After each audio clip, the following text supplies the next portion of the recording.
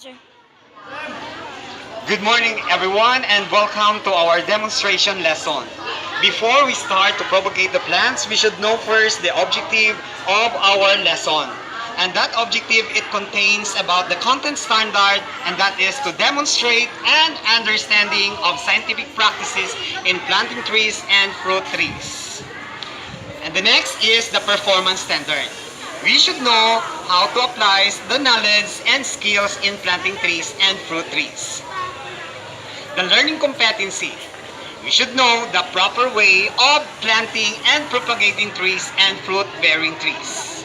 And this is for marketing only. Okay, so this morning, I'm going to show to you the materials.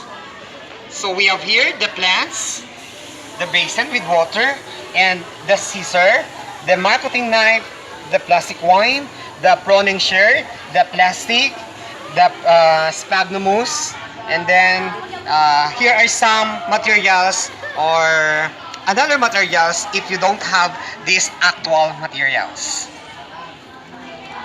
Now, let's know first the purpose why we need to propagate plants. We should know how to establish a purpose for the lesson. Why? The first thing that you are going to know is why we need to learn this lesson. What are the purpose of our lesson? First, the safety precaution. We should know the safety of the way we do in marketing. The second one is to produce a new plants. The next is for beautification of our environment. And the last is to earn money.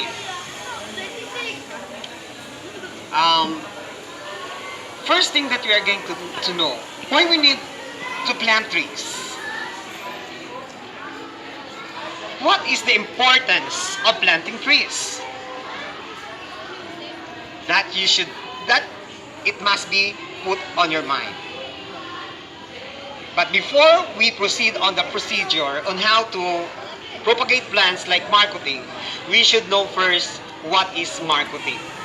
Now, let's start to propagate the trees and fruit trees for marketing. Marketing or air layering has been practiced in China for thousands of years and is the most popular method of propagation.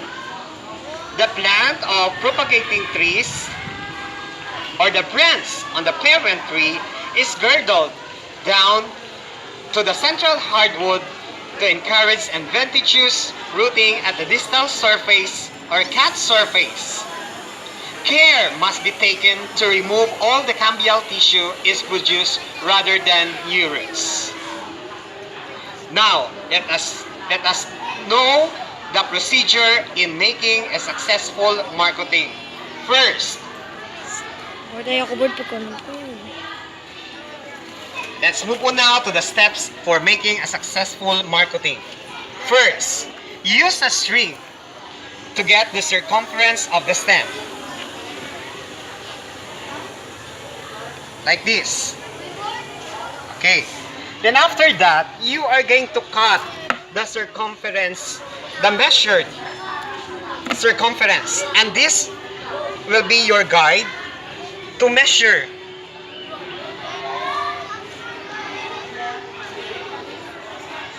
to get the bark of the stem.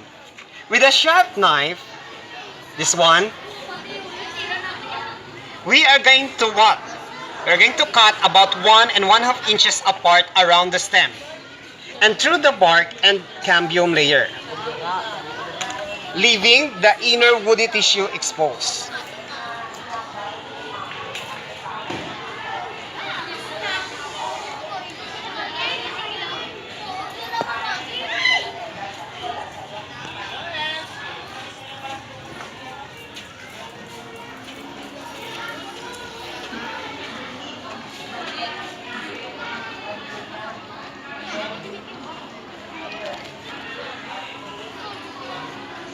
That's it. What are you going to do is to get the cambium layer.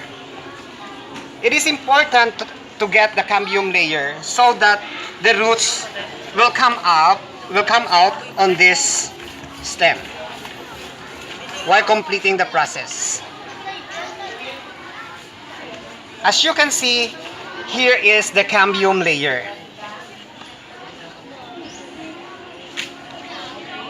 Okay, that's it. We're going to get the cambium layer in one direction only. And after that, you'll get the cambium layer. Catch your palm. If there is no sticky, that's the sign that there is no cambium layer. The next thing that you're going to do is use a sheet with plastic with a measurement of 5 inches by 8 inches. What you're going to do is to tie it in with a string at the lower portion of the stem. Like this.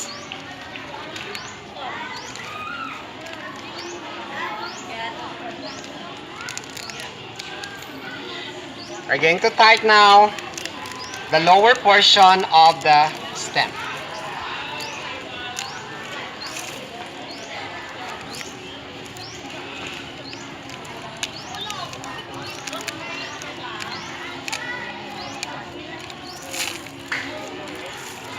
Tie it slowly.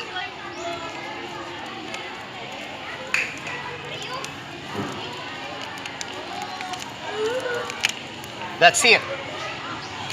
The next thing that you're going to do is apply a handful dump of sphagnum mousse. This one. So that it develops the wounded portion of the stems. Here's the wounded portion of the stem. So what you're going to do is you're going to put here on the basin with water like this, and then what you're going to do is to put the sphagnum mousse inside the plastic. This one, so that it will cover the wounded tissue of the stem.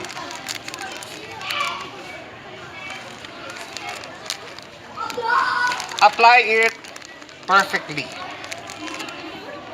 so that it develop the rooting medium of the stem.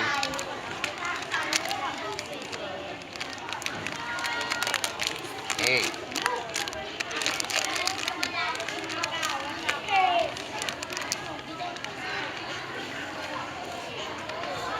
Since it was not yet ready or is not yet finished, we're going to put another sphagnum mousse on top of it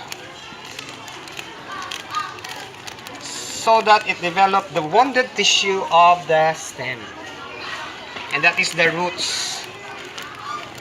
Okay, that's it.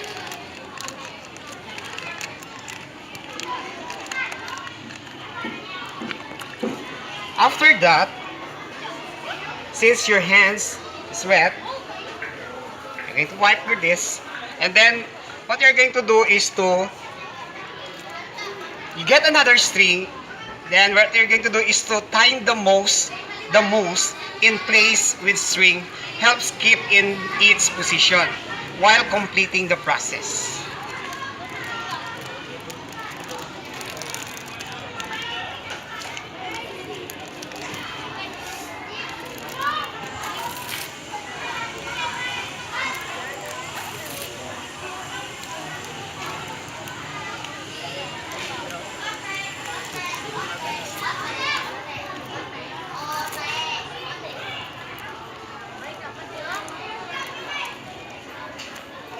Okay, that's it.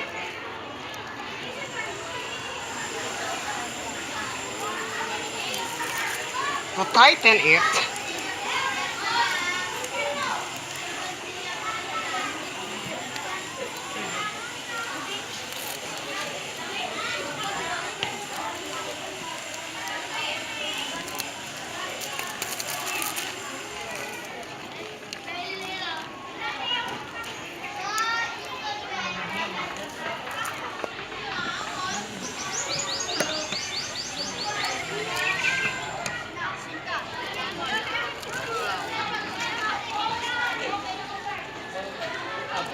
okay, that's it.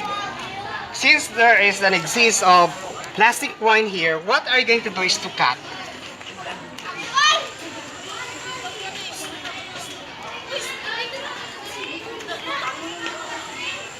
There you have it. This is now the finished product in marketing.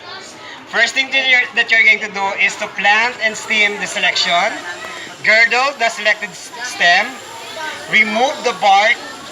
After that, scrap the cambium layer, place the rooting medium, tie securely against the stem, and then cut the marketing from the mother plant if it was already roots that you have seen in this portion.